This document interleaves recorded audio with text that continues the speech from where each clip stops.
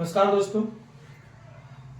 इसके पिछले वाले वीडियो हम लोग देखे थे कि सम संख्या क्या है, विषम संख्या क्या है, भाज्य और अभाज्य संख्या क्या है। अगर आप इस वीडियो को नहीं देखे होंगे तो आप इसके पीछे वाले वीडियो को जाकर आप जरूर देखें। चलिए आज थोड़ा सा हम लोग आगे बढ़ते हैं और यहाँ पर लिखा गया है कि अभाज्य संख्या को रूट संख्या और भाज्य संख्या को यौगिक संख्या भी कहा जाता है। आप बोलोगे कि फिर क्यों बता रहे हो, तो हम इसलिए बता रहे हैं ना कि थोड़ा सा लैंग्वेज का फर्क है। क्योंकि अगर आपसे बात कर दीजिएगा रूट संख्या क्या है, यौगिक संख्या क्या है, तो हो सकता है आप कंफ्यूज हो जाओ। तो आप यहाँ पे जान जाओ कि अभाज्य संख्या को रूट संख्या ना, उसी को हम अभाज्य संख्या कहते हैं, और यौगिक संख्या आप किसको बोलते हैं, भाज्य संख्या को बोलते हैं। ठीक है ना, आप इतना थोड़ा जान जाओ। चलिए यहाँ पे थोड़ा लिखा गया भाज्य संख्या। आपको याद होगा भाज्य संख्या क्या है ना, जो एक और स्वयं के अलावा किसी और संख्या से भी पूरी विभाजित हो जाए उसको बोलेंगे भाज्य संख्या। बाकी डीपली में इसके पीछे वाले वीडियो में बताया गया है। तो यहाँ पे भाज्य संख्या में लिखा गया है कि 4, 6, 8, 9, 10, 12, 14, 15, 16, 18, 20 ये सब भाज्य संख्या।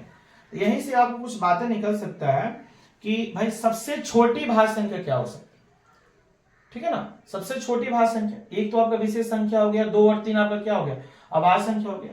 तो 4 सबसे छोटी भाज्य संख्या कौन हो गया भाई, आपका 4 हो गया। सबसे छोटी भाज्य संख्या आपको कौन हो गया बताओ, तो 4 हो गया। ठीक है ना, सबसे छोटी भाज्य संख्या क्या आपको हो गया, 4 हो गया। ठीक है, अब यहां पर देखो, उसके अलावा आपसे बात किया जाए कि सबसे छोटी सम भाज्य संख्या क्या हो सकता है। तो सबसे छोटी सम भाज्य संख्या, तो सबसे छोटी सम भाज्य तो यही हो सकता है, 4 ही हो सकता है, सम भी है। आपसे बात किया जाएगा कि सबसे छोटी विषम भाज्य संख्या, तो 4, 6, 8। तो 4, 6, 8 तो आपको क्या है बताओ, तो 4, 6, 8 जो है वह क्या है आपका, ये तो सम हो गया। 9 पहला ऐसी भाज्य संख्या है जो क्या है आपको विषम आपको है। ठीक है ना, हम बोल सकते हैं कि सबसे छोटी विषम भाज्य संख्या हम क्या बोल सकते हैं, 9 को बोलते हैं, बोल सकते हैं ना। चलिए आगे आपको यहाँ पे लिखा गया है अभाज्य संख्या। हालांकि आप अभाज्य संख्या पहले पढ़ चुके हो, जाकर देख सकते हो आप पिछले वाले वीडियो में, जो एक और स्वयं के अलावा किसी और संख्या से पूरी न कटे उस संख्या आप बोलेंगे अभाज्य संख्या। आप बोलोगे क्यों बता रहे हैं, तो भाई इसी के बाद हम लोग यह टॉपिक पढ़ेंगे जो इसी से क्या है संबंधित है। जैसे आप देखो कि अभाज्य संख्या जैसे 2, 3, 5, 7, 11, 13, 17, 19, 23, 29, 31, 37, 41, 43 सब क्या है आपको अभाज्य संख्या। अब थोड़ा देखो इसी में से निकला है जिसका नाम है, अगला टॉपिक है जुड़वा अभाज्य संख्या, ट्विन प्राइम नंबर। आपका अगला है जुड़वा अभाज्य संख्या, ट्विन प्राइम नंबर किसे कहेंगे हम लोग। वैसे दो अभाज्य संख्या, दोनों को दोनों का होना चाहिए, अभाज्य संख्या होना चाहिए। जुड़वा है इसलिए इसमें दो आपको पेयर में चलेगा आपका एग्जांपल।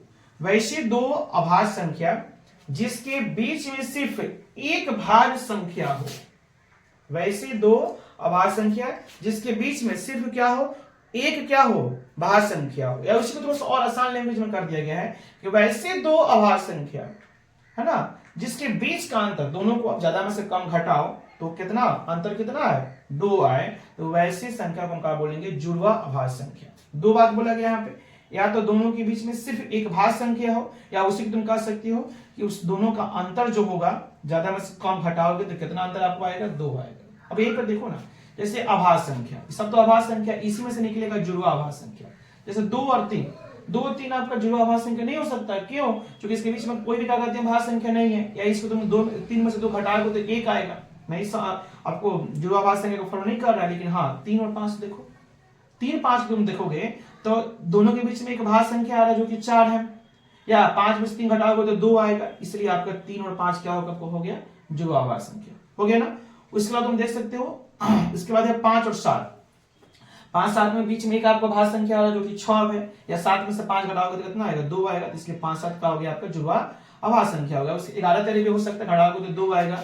इधर आपको क्या करते हैं, ये सब नहीं होगा क्योंकि 17 और 19 में आपको कितना आ गया, 17 19 भी हो सकता है, 17 19 भी आपका हो सकता है। बीच में आपको एक 18 आ रहा है, दोनों घटाओगे तो एक आप 2 आपको अंदर आ रहा है। इधर से आपका 19 23 नहीं हो सकता, क्यों, क्योंकि इसके बीच में 20 आपको आ रहा है और 21, दो को भाज्य संख्या आ गया है ना, और घटाओगे तो आपका 2 आपको नहीं आएगा। चलिए, लेकिन 29 31 तो हो सकता है, घटाओगे तो 2 आएगा। इधर से आप 41 43 घटाओगे तो 2 आएगा। इधर 59 61 दोनों को घटाओगे तो क्या आपको आएगा, 2 आएगा। बीच में आपका 60 क्योंकि भाज्य संख्या हो गया। तो ये सब आपका 29 31 41 43 59 61 इस सब आपको ये सब क्या हो गया, जुड़वा अभाज्य संख्या हो गया। ठीक है भाई। चलिए अब थोड़ा इसी में से कुछ नया बात लिखा गया है, स्टैंडर्ड बात लिखा गया, थोड़ा ध्यान देना यहाँ पे कि सभी जुड़वा आभास संख्या सआभास संख्या होता है। मतलब जितना के जितना सारा जुड़वा आभास संख्या है ना, जिसको हम पिन प्राइम नंबर कहते हैं, है ना, वो सब के सब क्या है, आपको क्या कहते हैं, सआभास संख्या है। सभी के सभी जुड़वा आभास संख्या क्या आपको है, सआभास संख्या। क्योंकि देखो सब जुड़वा आभास संख्या है और सबका सआभास संख्या किसे कहते हैं, जिसका एचसीएफ कितना हो, 1 हो, ये ना कहते हैं। जिसका इसके पीछे आपको पढ़ाया गया था कि सआभास संख्या हम किसे कहते हैं, वैसी दो संख्या जिनका एचसीएफ 1 हो। तो भाई देखो 3 5 तुम निकालोगे एचसीएफ तो 1 आएगा, 5 सब निकालोगे तो 1 आएगा। अब बोलो कैसे आएगा, तुम लोग आगे देखेंगे एचसीएफ कैसे निकलते हैं। ऐसे आप थोड़ा समझो, इसका एचसीएफ क्या कहते हैं, आपको 1 आएगा, सबका एचसीएफ 1 आएगा। इसलिए जो जुड़वा आभास संख्या है वो 100% क्या है भाई, सआभास संख्या है। लेकिन कहानी यहाँ पे यह है कि परंतु सभी के सभी सआभास संख्या, जो सआभास संख्या है ना, वो सभी के सभी सआभास संख्या जुड़वा आभास संख्या नहीं होता। सभी, हाँ, इसका मतलब ही नहीं कि पूरा का पूरा जो सआभास संख्या वो कभी जुड़वा आभास संख्या हो नहीं सकता। भाई हो सकता है, जो सआभास संख्या है ना, जैसे 11 तरह सआभास संख्या है और साथ में क्या है, जुड़वा आभास संख्या भी है। तो ऐसे बहुत सारे सआभास संख्या है जो जुड़वा आभास संख्या होते हैं। लेकिन इसका मतलब ये नहीं हो कि सभी के सभी सआभास संख्या जुड़वा आभास संख्या आपको नहीं होता। कैसे, 16 17 में देख लो, 16 17 आपका सआभास संख्या की, इसका एचसीएफ निकालोगे, मौसा निकालोगे तो 1 आएगा। लेकिन यहीं पर देखो तो जुड़वा आभास संख्या है, नहीं है। 16 17 पहली बात की तो दोनों को क्या होना चाहिए, अभाज्य होना चाहिए, जिसमें 16 आपका भाज्य हो गया। इसके अलावा दोनों के बीच में 2 का अंतर होना चाहिए। कहां दोनों के बीच में 2 का अंतर है, दोनों के बीच में कोई एक क्या कहते हैं आपको, भाज्य संख्या होना चाहिए। कहां भी भाज्य संख्या, 16 का 10 17 आ गया। इसलिए 16 17 तो सआभास संख्या है, लेकिन यह आपका जुड़वा आभास संख्या नहीं है। वैसे 20 21 इसका निकालोगे एचसीएफ तो 1 आएगा, इसलिए सआभास संख्या है, लेकिन यह आपको जुड़वा आपको आभास संख्या आपको नहीं हो सकता है। आ रहा समझ में ना। चलिए आई होप कि आप इतना सारे बातों को समझ गए होंगे।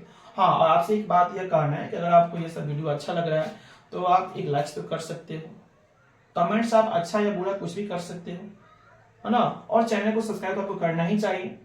बाकी उसमें जो ऑल का नोटिफिकेशन जो बटन होता है उसको आपको दबाना ही चाहिए, ताकि आपको मेरा जो भी हम वीडियो डाल रहे हैं आपके पास पहुंचे।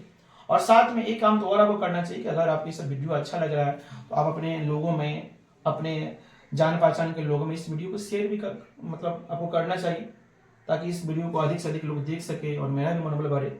अगर आपके लिए हम इतना मेहनत कर रहे हैं तो आपका भी तो कुछ फर्ज बनता है कि थोड़ा सा कुछ मेरे लिए करो, है ना। चलिए आगे हम लोग बढ़ते हैं। यहाँ पे लिखा गया है पूर्ण वर्ग संख्या। पूर्ण वर्ग संख्या क्या है, परफेक्ट स्क्वायर नंबर, ये क्या है। तो भाई वह संख्या जिसका वर्गमूल क्या हो जाए, पूरा पूरा प्राप्त हो जाए, यानी वह संख्या जिसका वर्गमूल एक प्राकृत संख्या प्राप्त हो जाए, है ना, उसे हम क्या कहेंगे, पूर्ण वर्ग संख्या। जिसका वर्गमूल आप अगर उसका वर्गमूल निकालो तो पूरा का पूरा आपको वर्गमूल उसका निकल जाए, है ना, तो उसे हम क्या बोलेंगे, दशमलव में कोई संख्या आपको ना जाए, वैसे संख्या को हम क्या कहेंगे, पूर्ण वर्ग संख्या। जैसे देखो एक प्राकृत संख्या है, एक आप वर्ग करोगे तो 1 आएगा, तो 1 आपका क्या हो गया, पूर्ण वर्ग संख्या। 2 का आप वर्ग करोगे तो 4 आएगा, तो 4 क्या हो गया, पूर्ण वर्ग संख्या। 3 का वर्ग 9 आपका पूर्ण वर्ग संख्या हो गया। 4 का वर्ग 16 होता है, तो 16 आपका पूर्ण वर्ग संख्या होगा। क्यों, क्योंकि 16 का आप निकालोगे वर्गमूल तो फिर कितना आएगा, 4।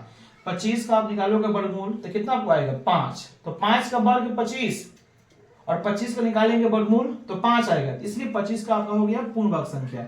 64 का आपका हो गया पूर्ण वर्ग संख्या, क्योंकि इसका जब इस सबका जब वर्गमूल निकालोगे तो क्या निकलेगा, पूरा पूरा आपका वर्गमूल आपको निकल जाएगा। इसमें हम ये कह सकते हैं कि सबसे छोटी अगर आपसे पूछा जाए कि पूर्ण वर्ग संख्या क्या होती है तो आपको 1 होती है। ठीक है ना, पूर्ण वर्ग समझ गए, जिसका आपको वर्गमूल क्या हो जाए, पूरा पूरा आपको निकल जाए। आगे हम देखेंगे पूर्ण घन संख्या, परफेक्ट क्यूब नंबर क्या होती है। वही सेम है, वह संख्या जिसका घनमूल क्यूब रूट जो निकालें तो घनमूल जो हो पूरा पूरा प्राप्त हो जाए, अर्थात एक आपका उसका घनमूल क्या हो जाए, एक प्राकृत संख्या प्राप्त हो जाए, उसे हम क्या कहेंगे, पूर्ण घन संख्या। जैसे आप देखो 1 का घन 1 होता है, इसलिए 1 का घनमूल भी 1 होगा, तो 1 आपका क्या हो गया, पूर्ण घन संख्या हो गया। 2 का घन 8 होता है, यानी 8 का घनमूल 2 होगा, तो 8 आपका क्या हो गया, पूर्ण घन संख्या हो गया।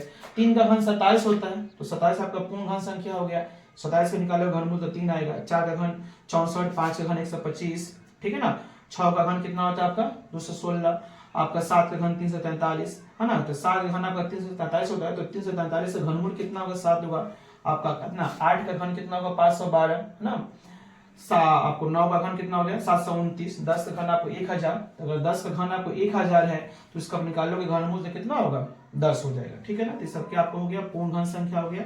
यहाँ से हम ये कह सकते हैं कि सबसे छोटी पूर्ण घन संख्या क्या होती है, तो यहाँ पे आपको 1 होती है, ठीक है ना। सबसे छोटी पूर्ण घन संख्या 1 और सबसे छोटी पूर्ण वर्ग संख्या में क्या आपको हो गया 1। और यहाँ पे सबसे एक अंक सबसे बड़ी पूर्ण घन संख्या आपको 8 हो गया, ठीक है ना।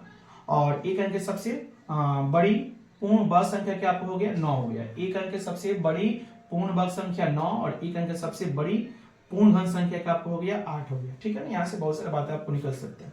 तो यहाँ पर आपको यह ध्यान देने वाला है नोट या कि जो राष्ट्रीय गणित दिवस जो मतलब क्या बोलते हैं मैथमेटिक्स का जो डे मनाया जाता है, मैथमेटिक्स जो डे मनाया जाता है वह हमारे भारतीय राष्ट्रीय लेवल पे मनाया जाता है और आपको अंतरराष्ट्रीय यानी इंटरनेशनल लेवल पे मनाया जाता है। तो राष्ट्रीय गणित दिवस याद रखना, राष्ट्रीय गणित दिवस आपको 22 दिसंबर को मनाया जाता है।